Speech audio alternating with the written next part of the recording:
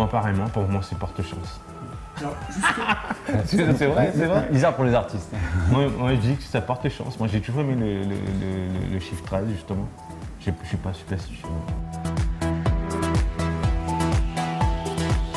Ben oui, en fin de compte, on est toujours entouré avec les musiques du monde et on aime bien faire voyager les gens. Et puis, bah, voilà, c'est toujours les musiques du monde revisitées, c'est toujours du mystère, c'est toujours de émotion, voilà, on fait voyager les gens avec la musique. Donc on reste sur le même concept, mais c'est un peu en le faisant évoluer. C'est-à-dire qu'au fil des années, on a quand même fait évoluer le style de la musique du monde ou le style des compilations qui au début était quand même beaucoup plus traditionnel, musique orientale. Aujourd'hui, on arrive beaucoup plus dans de l'électro-world, on va dire. C'est-à-dire que oui, c'est de plus en plus difficile dans le sens qu'il y a de moins en moins de choses qualitatives. Il faut vraiment chercher de plus en plus. Au début, on est arrivé, c'était le début de la world music, donc il y avait énormément de choses intéressantes. On aurait pu faire 20 compilations par an. Aujourd'hui, il faut vraiment chiner. Il faut vraiment chiner pour trouver des choses intéressantes.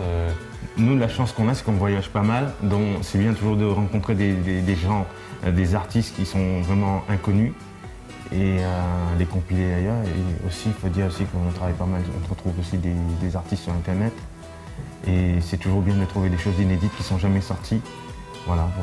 Aujourd'hui, on a quand même Internet qui nous aide, c'est vrai que ça joue, mais en même temps, il y a moins de choses qualitatives aussi, donc c'est l'un dans l'autre.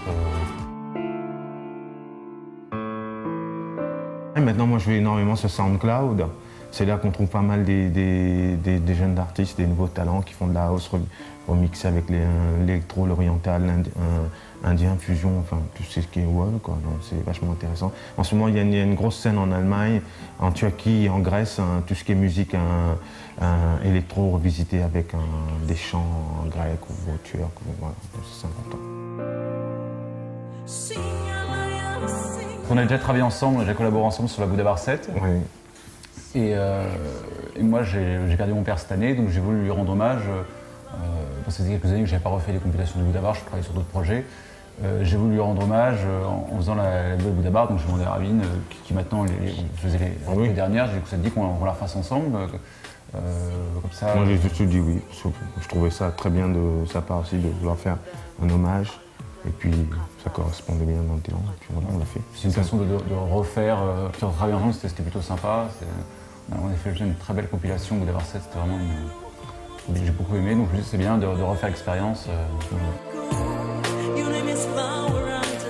On va écouter des morceaux ensemble et on va décider ensemble si on veut les mettre ou pas dans la compil. Je leur dis bah tiens moi aussi, et après, au moment où on fait le mastering et le mixage, après c'est un peu ensemble, c'est un peu au feeling, voilà. Ça peut aussi on mixe à deux, il met un titre, je mets un titre. Ouais, on essaie de raconter une belle histoire voilà. Avec des titres, chaque titre différent sans vraiment rentrer dans le linéaire, essayer de faire quelque chose de constructif. Quoi.